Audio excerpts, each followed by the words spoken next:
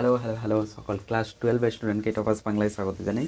কিছু কোশ্চেন আছে যেগুলো খুবই ইম্পর্ট্যান্ট কোশ্চেন একটা চ্যাপ্টার থেকে, সেই ইম্পর্ট্যান্ট কোশ্চেন যেগুলো এমসিকিউতে আসতে পারে এবং বা 2 মার্কসের কোশ্চেনে আসতে পারে, সেটা কিন্তু ডিসকাস করার জন্য আমি এই ভিডিওটি, ঠিক আছে।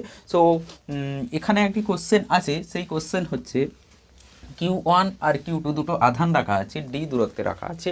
আমাকে বলবে যে কোথায় আমি তৃতীয় আধানকে রাখবো, সেই তৃতীয় আধানের ওপর নেট প্রযুক্ত বল শূন্য হবে।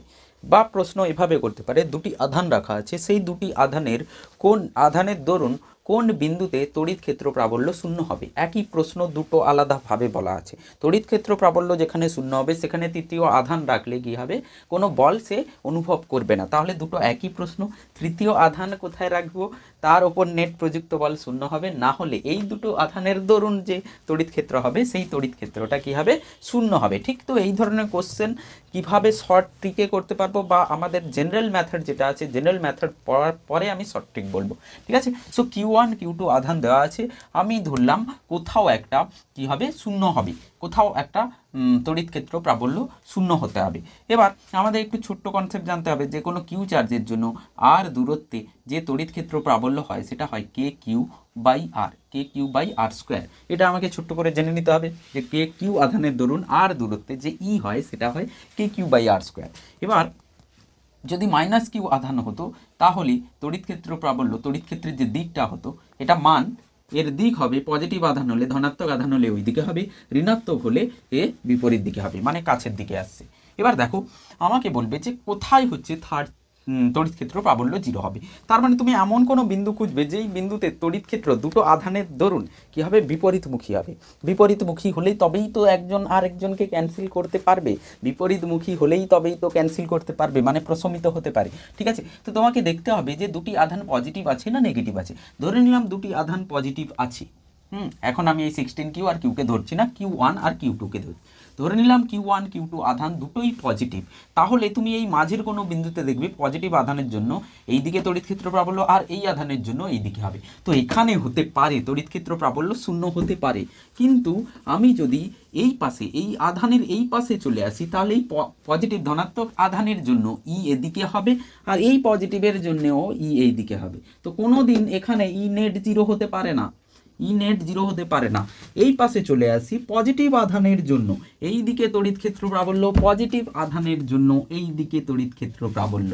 সো দুটো তড়িৎ ক্ষেত্র প্রাবল্য বলছি, তড়িৎ ক্ষেত্র দিক নিয়ে বললে তড়িৎ ক্ষেত্র হবে। সো তড়িৎ ক্ষেত্র দুটোই একই দিকে হচ্ছে, তাহলে তো এখানেও ই নেট 0 হওয়া সম্ভব নয়, ই নেট 0 হওয়া এখানে সম্ভব নয়। তাহলে বুঝতে পারলাম স্যার, দুটো একই ধর্মী যদি আধান থাকে, পজিটিভ দুটোই যদি নেগেটিভ থাকে, সমধর্মী আধান যদি থাকে, এর বাইরে এদিকে আর এদিকে কোনো দিন তড়িৎ ক্ষেত্র প্রাবল্য শূন্য হতে পারে না। তাহলে আমার যে অ্যান্সারটা হবে সেই অ্যান্সারটা এইখানে কোথাও হবে, এই দুটো আধানের মধ্যবর্তী কোনো জায়গাতে হবে। তো কি বললাম, দুটো সমধর্মী যদি আধান হয়, দুটো সমধর্মী আধান হলে অ্যান্সার এই ভিতরে কোথাও হবে, এই ভেতরে কোথাও তড়িৎ ক্ষেত্র প্রাবল্য শূন্য হবে। তাহলে স্যার বিপরীতধর্মী হলে কি হবে, একটা পজিটিভ একটা নেগেটিভ, একটা তো এখানে আমি ক্রস করে দিচ্ছি, এখানে হবে না এখানে হবে না, এই জায়গায় কোথাও হবে। যদি একটা পজিটিভ একটা নেগেটিভ হতো তাহলে এইখানে কোনো বিন্দুতে পজিটিভ আধানের জন্য এদিকে, নেগেটিভ আধানের জন্যও এদিকে। তাহলে স্যার এখানে তো হয়ে যাচ্ছে উল্টো, এখানে ভেতরে হচ্ছিল বিপরীতমুখী, এখানে এই দুটো আধানের মধ্যে বিপরীতমুখী হচ্ছিল, এখানে ভেতরে একমুখী হচ্ছে, দুটো তড়িৎ ক্ষেত্র একই দিকে হচ্ছে। তাহলে বিপরীতধর্মী যদি হয়ে যায়, নেগেটিভ পজিটিভ বা পজিটিভ নেগেটিভ, তখন আমি দেখতে পাচ্ছি এই দুটোর মধ্যস্থ কোনো জায়গায়, মধ্যবর্তী কোনো জায়গায় তড়িৎ ক্ষেত্রের দিক কী হবে, একই দিকে হবে। তো সেটা 0 হতে পারে না। তাহলে এই দিকে আসি, এই পাশে কোনো বিন্দুতে আসি, তাহলে নেগেটিভের জন্য টানবে আর পজিটিভের জন্য দূরে যাবে। তো এখানে হতে পারি, এখানে ই নেট 0 হতে পারি।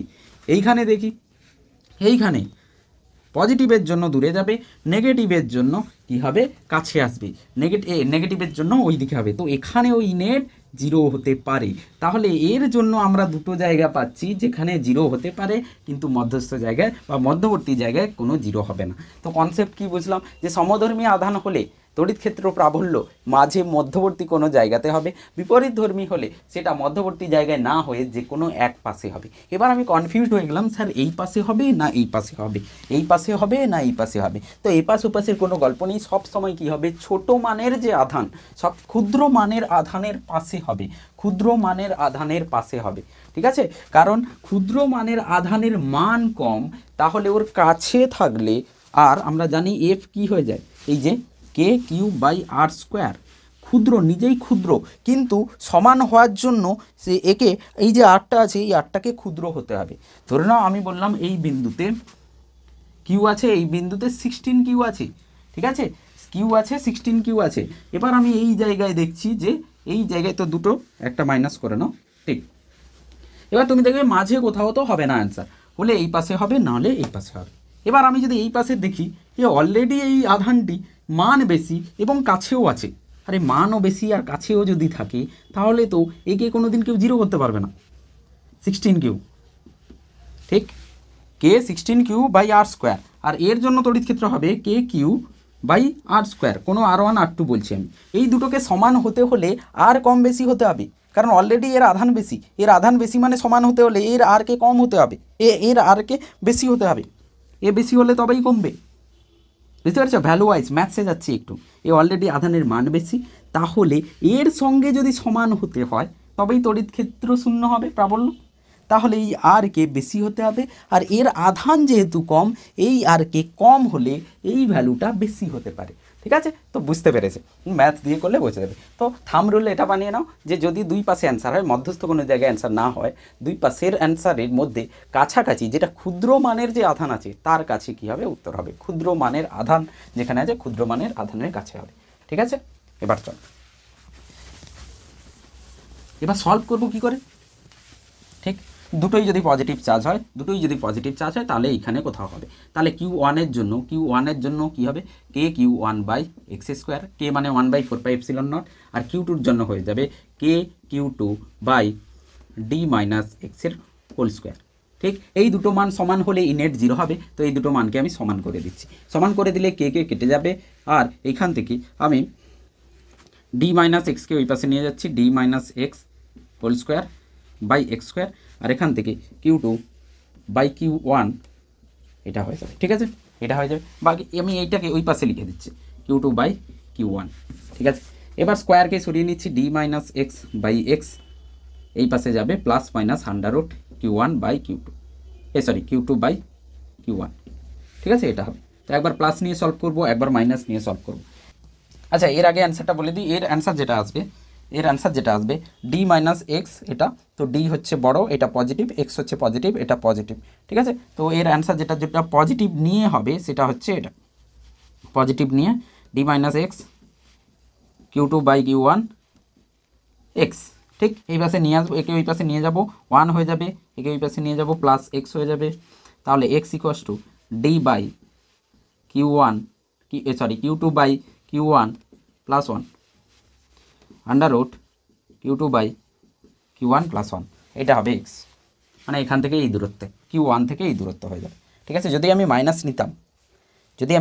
নিতাম তাহলে কি হতো, দেখো ডি মাইনাস, দেখো মাইনাস হওয়া মানে কি হচ্ছে, মাইনাস হওয়া মানে এক্স নিজেই মাইনাস হওয়া। তুমি একটা জিনিস দেখে নাও, এই ডিটা তো বড়, তার মানে উপরেরটা পজিটিভ, নেগেটিভ হওয়া মানে কি এক্সকে নিজেকে নেগেটিভ হতে হবে, মানে এক্স এই দিকে হবে, এক্স তো এই দিকে হতে পারে না, তার মানে এখানে যে ভ্যালুটা আসবে সেই ভ্যালুতে আমরা মাইনাসটা নেব না, ম্যাথামেটিক্স একটু যদি দেখে নিই, আমরা মাইনাস নেব না, প্লাসটা নিয়ে সলভ করব। ঠিক আছে, এটা হচ্ছে কথা। এটা ছিল সমধর্মী আধান যদি হয়ে যায়, সমধর্মী, দুটোই পজিটিভ দুটোই নেগেটিভ হলে এটা হয়ে যাবে। ঠিক আছে, চলো, তো এখান থেকে দেখতে পাচ্ছি এক্স যেটা হচ্ছে সেটা Q1 এর থেকে হয়েছে, তো Q1 কিন্তু নিচে আছে, Q1 এর থেকে হয়েছে, Q1 নিচে আছে। ঠিক আছে, যদি এই পাশ থেকে লেখা হতো, এই পাশ থেকে হলে ডি মাইনাস এক্স হয়ে যাবে, এই পাশ থেকে আমি কি লিখছি, ওয়াই লিখছি, so Y equals to D minus X. তো ওয়াই ডি মাইনাস এক্স মানে আমি যদি মাইনাস করে দিই, এটা হয়ে যাবে D by √ Q1 by Q2 plus 1, এটা আসবে। একটু সলভ করে দেখবে, যেখান থেকে নেওয়া হবে সেইটা নিচে আসছিল,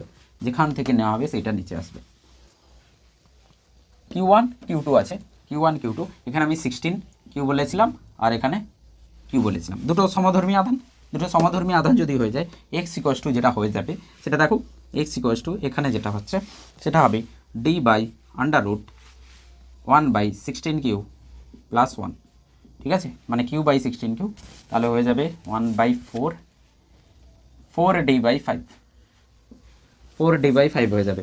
এখান থেকে আসবে d by 1/4 plus 1, so 4d/5 answer আসবে। ঠিক, যদি বিপরীতধর্মী আধান হতো তাহলে কি করা হতো? যদি বিপরীতধর্মী আধান হয় তাহলে আমাদেরকে এভাবে করতে হতো। দেখো, একটা পজিটিভ একটা নেগেটিভ, ঠিক, তো একটা পজিটিভ একটা নেগেটিভ, তো এটা পজিটিভ এটা নেগেটিভ, ঠিক আছে। তো তখন আমাকে একটু চেক করতে হবে কোনটার মান কম বেশি আছে, হবে। ধরে নিলাম আমি Q1 এর মান হচ্ছে Q2 থেকে কম, Q1 এর মান Q2 থেকে কম, তাহলে যে অ্যান্সারটা হবে সেটা এই পাশে নাহলে এই পাশে হবে। তো বললাম ছোট আধান যেটা আছে সেটার হবে, তো এক্স, এখান থেকে এক্স। তো তাহলে দেখো Q1 থেকে এক্স, তাহলে এটা যদি পজিটিভ হয়, এটা লেটস সে এটা পজিটিভ, তাহলে এর জন্য এইদিকে ই হবে E1, আর এর জন্য টানবে সেটা হবে E2। তো E1 হয়ে যাবে, E1 আর E2 সেম হবে, E1 হয়ে যাবে KQ1 by x square, R E2 হয়ে যাবে KQ2 by D plus X square. আগে ডি মাইনাস এক্স ছিল, এখন ডি প্লাস এক্স হবে, বাকি ক্যালকুলেশনটা কিন্তু একই থাকবে। দেখো, সো কে কেটে যাবে, আবারও ডি প্লাস এক্স, তো এখান থেকে Q2 মানে আমি এমন লিখতে পারি ডি প্লাস এক্স বাই এক্সের whole square equals to Q2 by Q1। আবারও রুট এই পাশে চলে যাবে, রুট এই পাশে চলে গেলে প্লাস মাইনাস হবে, এই পাশে চলে গেলে প্লাস মাইনাস হবে। আবারও আমি এই পাশে দেখতে পাচ্ছি ডি পজিটিভ এক্স পজিটিভ, ঠিক আছে। এই পাশ থেকে যদি আমি এইদিকে নেগেটিভ নিই দুটোই নেগেটিভ হবে, তো ওপর নিচে নেগেটিভ কেটে যাবে, মানে কোনো না কোনোভাবে আমি যদি পজিটিভ নিলেও পজিটিভ আসবে।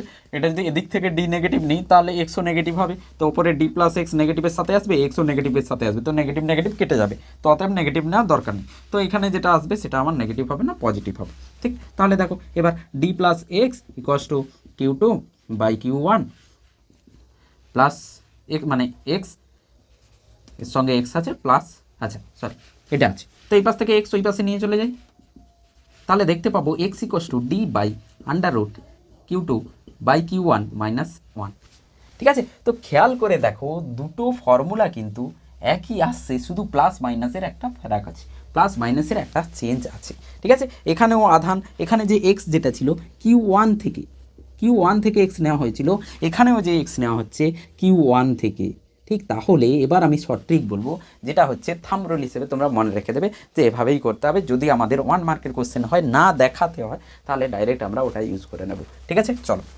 তো কী করছি, এই দুটো রেজাল্ট থাকুক, আমি কি করব Q2 বাই Q1 তো বড় আর Q1 হচ্ছে ছোট, তো আমি সবসময় কি করব একটা এন বের করব যেটা হচ্ছে Q2-র মান আর Q1-এর মান, এদের আমি আগে অনুপাত নিয়ে নেব, সেটা হচ্ছে এন, ঠিক। তো এই যে যেটা আসছে সেটা তাহলে রুট এন হয়ে যাবে, তাহলে X equals to D by under root N plus minus 1। দুটো ফর্মুলাকে একসাথে কম্বাইন করে দিয়েছি, দুটো ফর্মুলা প্লাস আর মাইনাসকে একসাথে কম্বাইন করে দিয়েছি। প্লাস তখনই আসবে যদি সমধর্মী আধান হয়, প্লাস, তো প্লাস সমধর্মী আধান হলে, এটা মনে রাখতে হবে, সমধর্মী আধান। মাইনাস কখন হবে, বিপরীতধর্মী, মাইনাস হবে বিপরীতধর্মী আধান, তো মাইনাস হবে বিপরীতধর্মী আধান হলে, ঠিক, বোঝা গেল। এনটা যেটা হবে, এন সবসময় খেয়াল রাখবে বড়টা বাই ছোটটা, মানে এন সবসময় গ্রেটার দেন 1 হতে হবে, এন সবসময় গ্রেটার দেন 1 যেন হয়, ঠিক। তাহলে আমার কি হয়ে যাবে, অ্যান্সার হয়ে যাবে। আর এক্স হচ্ছে ক্ষুদ্র মানের আধান থেকে হবে, ক্ষুদ্র মানের আধান। এবার চলো একটা এক্সাম্পল করলে বুঝতে পারবে, ক্ষুদ্র মানের আধান থেকে আমরা এন নেব। তাহলে দেখো সব কিছু হয়ে গেছে। তো এবার আমাকে বললো একটা আধান আছে 16 কিউ, একটা আধান আছে কিউ, তো দুটোই সেম মানের আধান, দুটোই একই মানের আধান, একটা কিউ কে পাস, হ্যাঁ চলো 16 কিউ আর কিউ। আমি যদি ছোটোটা থেকে এক্স নিই, এদের মাঝে দূরত্ব দেওয়া আছে ডি, ঠিক, আমি ছোটোটা থেকে সবসময় এক্স নেব, ছোটো আধানের থেকে আমি এক্স নেবো। তো ছোটো আধানের থেকে যদি এক্স নেওয়া হয়, কারণ বলা হয়েছে ক্ষুদ্র মানের আধান থেকে নিতে হবে, তো তাহলে যেটা হয়ে যাবে এন বের করবো আগে। তো এন হবে 16 কিউ বাই কিউ, তো এন হয়ে যাবে 16। ঠিক, এবার আমার ডি দেওয়া আছে ডি বাই √16, প্লাস লিখবো না মাইনাস লিখবো, প্লাস লিখবো না মাইনাস লিখবো সেটা আমাকে বলে দেবে। সমধর্মী আধান যদি হয় প্লাস লিখে ফেলবো, তাহলে এটা হবে, তাহলে হয়ে যাবে d/5 হয়ে যাবে। d/5 আমাদের অ্যান্সার। তার মানে ক্ষুদ্র আধান থেকে d/5। আমাকে যদি কোশ্চেনে বলে দেয় বড় আধান থেকে কত হবে, তাহলে d থেকে d-5 আরও বাদ দিতে হবে। বড় আধান থেকে যদি y হয় তাহলে d থেকে d/5 আমাকে বিয়োগ করতে হবে। এটা হচ্ছে এটা। কেউ বলে স্যার এটার মধ্যে একটাকে মাইনাস করে দিন, তো একটাকে যদি মাইনাস করে দিই তাহলে কী হবে দেখো, এটার হচ্ছে -16 কিউ, -16 কিউ, আর এটা ধরে নাও Q2 হচ্ছে 4 কিউ, Q2 হচ্ছে 4 কিউ। তো আবার দেখতে পাচ্ছি Q2 হচ্ছে ক্ষুদ্র, তার মানে সবসময় কী হবে, এর থেকেই অ্যান্সার হবে। এবার যেহেতু বিপরীতধর্মী তাহলে এর থেকে বাইরে যাবে, এর থেকে বাইরে, ভেতরে অ্যান্সার হবে না। আগেরটা ভেতরে অ্যান্সার হয়েছিল কারণ সমধর্মী, সমধর্মী হলে ভেতরে অ্যান্সার হবে, আর বিপরীতধর্মী হলে বাইরে অ্যান্সার হবে, ক্ষুদ্র আধানের থেকে ওই দিকে হবে। তাহলে আমার এন যেটা হবে সেটা তো শুধু মানই নেব, তো এন হবে 16/4, 16 কিউ বাই 4 কিউ, তাহলে হয়ে যাবে 4, এন হয়ে যাবে 4। এবার আমি এখানে আসি, সো ডি হচ্ছে ডি দেওয়া আছে, এন হচ্ছে 4 হয়ে যাবে, প্লাস মাইনাসের বেলায় দেখে নেব বিপরীতধর্মী মানে মাইনাস, তাহলে হয়ে যাবে d/2 - 1, মানে আমার অ্যান্সার হয়ে যাবে ডি, মানে এক্স এখান থেকে ডি হবে। তাহলে এই আধানের থেকে যদি বলে -16 কিউ থেকে কত হবে 2d হবে, যদি বলে 4 কিউ থেকে কত হবে ডি হবে। ঠিক আছে, চলো তো এইভাবে সলভ করতে হবে। ঠিক আছে, চলো তোমাদেরকে একটা কোশ্চেন দিচ্ছি, তোমরা কমেন্টে জানাবে কত কত অ্যান্সার হবে। ধরে নাও 27 কিউ আছে, আর -27 কিউ আর 3 কিউ আছে, -27 কিউ আর এ আছে, আর এখান থেকে আমার আছে 10 মিটার, 10 মিটার। ঠিক, তো 3 কিউ থেকে কত দূরে হবে, 3 কিউ থেকে কত দূরে তড়িৎ ক্ষেত্র প্রাবল্য শূন্য হবে, কত দূরে ই শূন্য হবে, নেট ই শূন্য হবে, নেট ই শূন্য হবে, এটা করবে তোমরা। ঠিক, 27 এটা, তো কত দূরে আমাদের। আশা করি সবাইকে বোঝাতে পারলাম। এই কোশ্চেন তুমি কিন্তু একটা এমসিকিউতে পেতে পারো, আর যদি বড় কোশ্চেন থাকে তাহলে কিন্তু জেনারেল মেথড দিয়ে সলভ করবে।